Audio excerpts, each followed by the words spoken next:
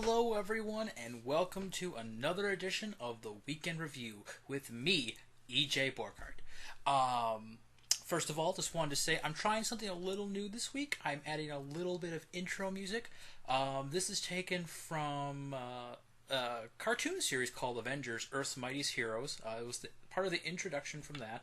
I in no way own this music. Hopefully it's okay that I'm using it. But without any further ado, we are going to talk about what went on this week in Rebellion and Aquar, what's going to be happening next week in the next chapter of the Super Morpher, and we will be discussing what has happened thus far in the Super Morpher. So, let's take a look at Rebellion on Aquar. This story starts out with the team of Rebellion members who went to rescue Kyle all being captured and in the dungeons at the pedestal. A mysterious robed masked man goes and he rips the gates to the pedestal off the door, or off their hinges, takes out the guards, busts up a bunch of the pedestal, and then he goes downstairs and he causes quite a ruckus, causes a lot of destruction, and he saves everyone from the rebellion. They escape through tunnels that had long since been sealed up because they were from an old mining operation. And after that, they all go back to Obadiah's, and they have another meeting with the rebellion to figure out what to do about the members that have been saved, which actually doesn't get addressed too well. They're all going to have to go off planet because the government knows who they are, and they'll be coming for them and their families to try and get them back and find out more about the rebellion. And what to do about this masked man that broke them out. No one seems to know who he is.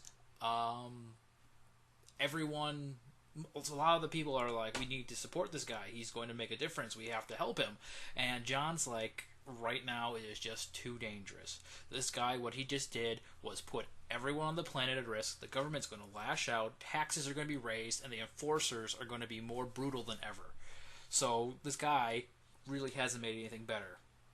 Terran suggests that they at the very least meet with him and find out what his plans are, and John agrees with it, mostly because he wants to tell him that he needs to stop what he's doing, that he's just going to get more people hurt.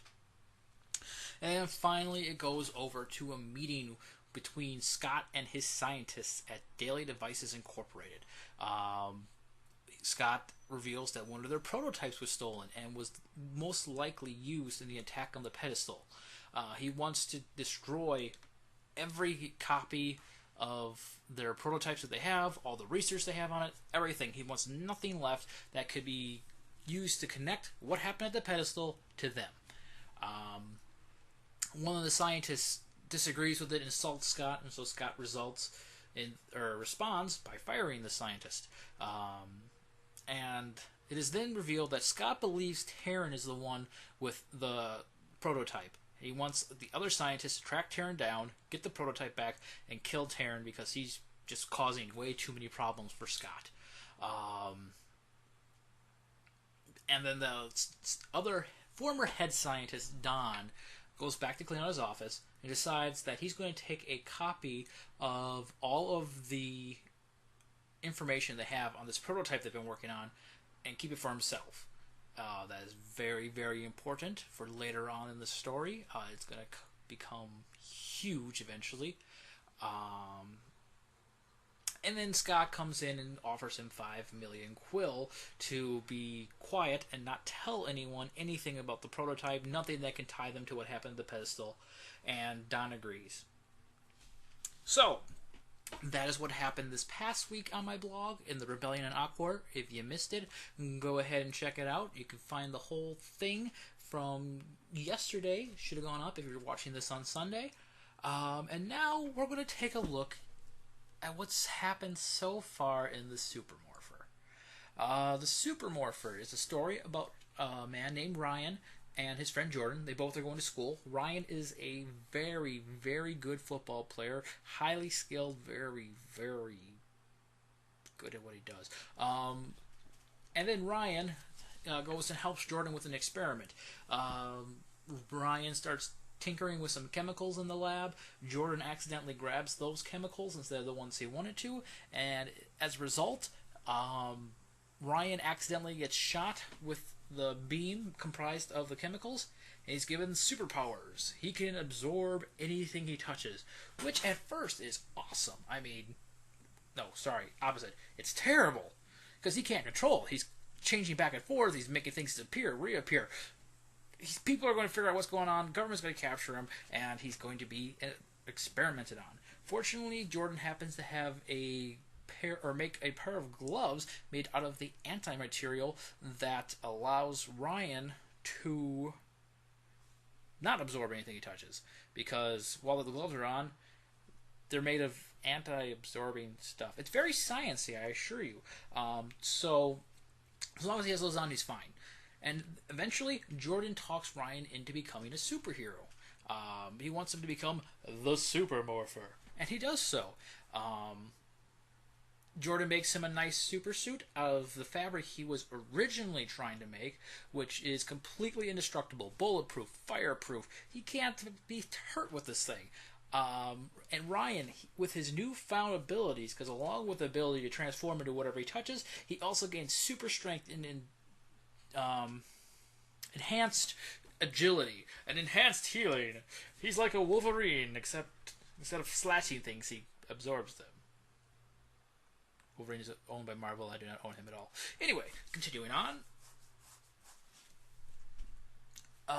So Ryan accidentally hurt someone in football practice because of his enhanced strength. Quits the football team. The football players are very upset. His coaches are very upset. Everyone wants him to come back. Ryan isn't ready to do that until he gets his strength under control. And then Jordan has a suit made for Ryan, which is very, very convenient because he has a device that teleports the suit on and off of Ryan at will. He goes to his first crime to save the day, and he finds a robot robbing a bank, and he does his best to stop him. It turns out the suit is bulletproof. It still does leave bruises. He tears the robot apart, saves the day, stops the store from being robbed, and of course the police immediately think, this must be the burglar. Instead of thanking him, let's capture him.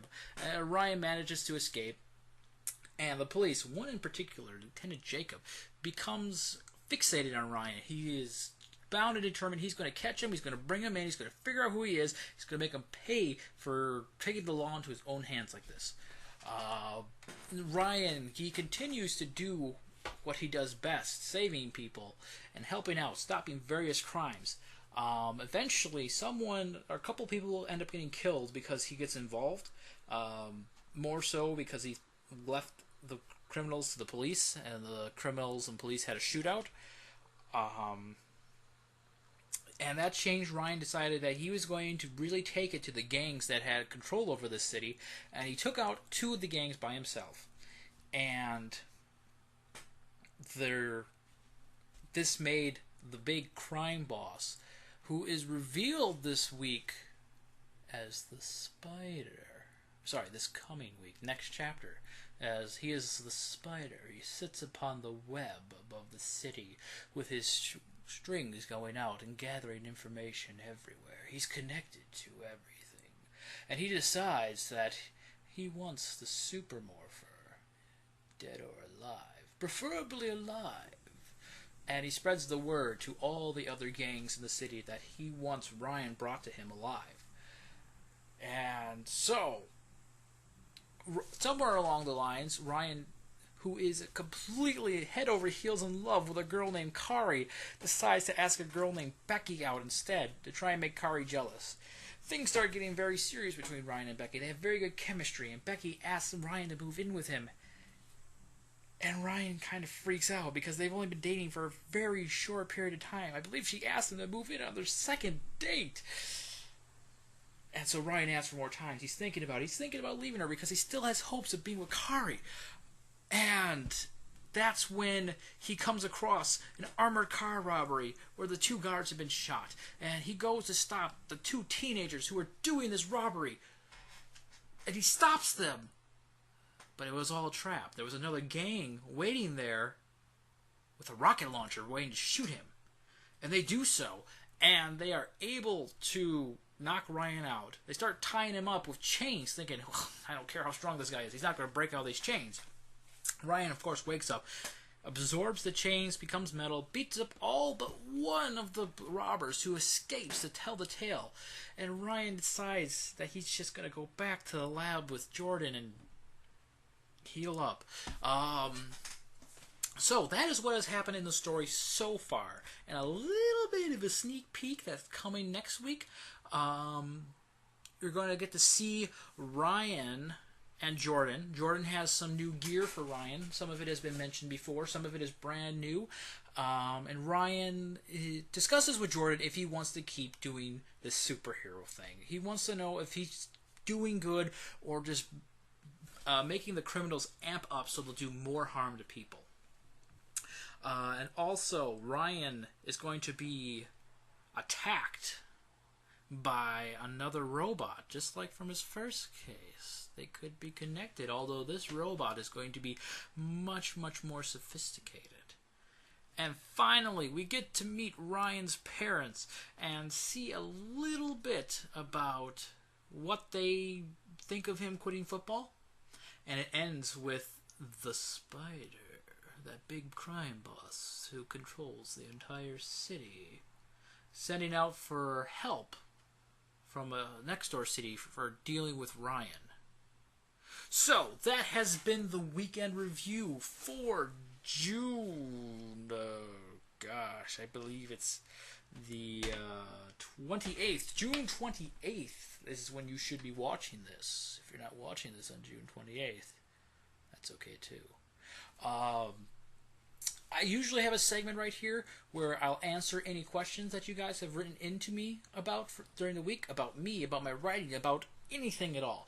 Unfortunately, there were no questions this week, so I could just do a random spiel for you guys, but instead, I think I'm going to end the video here. Let me know what you thought about the new intro, if I should keep it, if I should get rid of it, if I should change the song to something else. And give me your questions. I'll take anything you got. And come back next week for another edition of the Weekend Review.